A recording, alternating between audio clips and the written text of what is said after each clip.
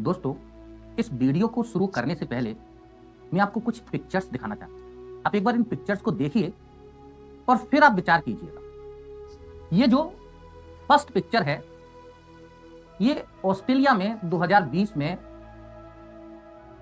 Forest area में भयानक आग लगी थी, जिसमें लाखों जानवर जल करके मारे गए। ये जो सेकंड पिक्चर आप लोग देख रहे हैं, ये उत्तराखंड के भयानक लैंडस्लाइड का सीन है। आप लोग समझते होंगे कि हर साल उत्तराखंड में भयानक लैंडस्लाइड हो रहे हैं। और ये जो तीसरी पिक्चर है, ये अंटार्कटिका कॉन्टिनेंट की है, जो लगातार मेल्ट हो रहा है। और इसके मेल्ट होने से वाटर लेवल लगातार सी लेवल बढ़ रहा है, जिसकी वजह से जो कोस्ट एरियाज वाले कंट्रीज हैं, उनका बहुत बड़ा एरिया समुद्र के अंदर डूब रहा है। दोस्तों, इन सब समस्याओं के पीछे आपका क्लाइमेट चेंज है। लगातार क्लाइमेट चेंज हो रहा है। एटमॉस्फेयर का जो टेम्परेचर है वो लगातार बढ़ रहा है, और इस टेम्परेचर की वजह से ये सारी की सारी समस्याएं आ रही हैं। इसके अलावा आप देखेंगे, इस क्लाइमेट चेंज की वजह से फूड सिक्योरिटी की भी समस्या आने वाली है, क्योंकि लगातार ड्रॉट की जो संख्या है वो हमारे देश में भी बढ़ रही है। दोस्तों, इन सब समस्याओं का समाधान करने के लिए यूएन के साथ मिलकर के हमने एक एग्रीमेंट किया, जिसे बोलते हैं पेरिस एग्रीमेंट। ये जो पेरिस एग्रीमेंट है, यह क्लाइमेट चेंज की समस्या का निदान करने के लिए और साथ ही साथ हमारा जो एटमॉस्फेयर का टेम्परेचर है उसे मैक्सिमम 2% तक इंक्रीज होने तक रोकने के लिए किया गया। आप सब जानते ही होंगे कि लगातार जो एटमॉस्फेयर का टेम्परेचर बढ़ रहा है, ग्लोबल वार्मिंग की जो समस्या हो रही है, उसका एक बहुत बड़ा कार्बन इमिशन, मेथेन गैस, जो ग्रीन हाउस इफेक्ट एटमॉस्फेयर में पहुंच करके क्रिएट करती हैं, उसकी वजह से हो रहा है। दोस्तों, ये जो पेरिस एग्रीमेंट साइन किया गया, इस पेरिस एग्रीमेंट के अंतर्गत विश्व के बहुत सारे कंट्रीज, बड़े बड़े कंट्रीज, जिनमें अमेरिका भी शामिल था, इन सब ने अपने आप को कार्बन न्यूट्रल किस ईयर तक बनाने का एक पूरा रोड मैप बनाया, और साथ ही साथ अनाउंसमेंट भी किया कि ये कंट्री अपने आप को कब तक कार्बन न्यूट्रल कर लेंगे।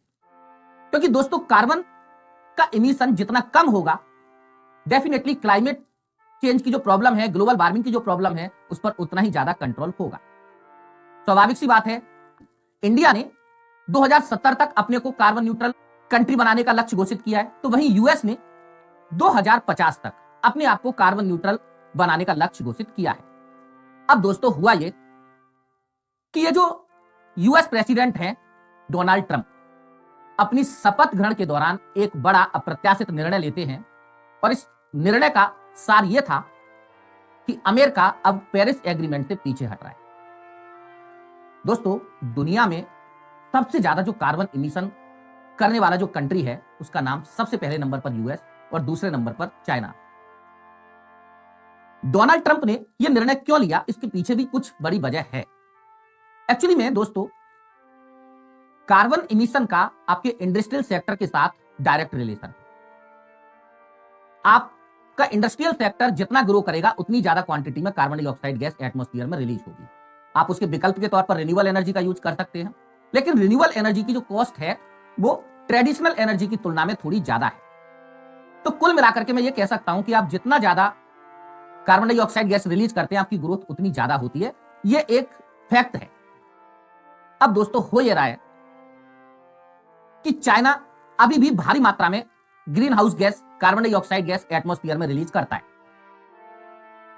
जिसकी वजह से उसकी प्रोडक्शन कॉस्ट कम है।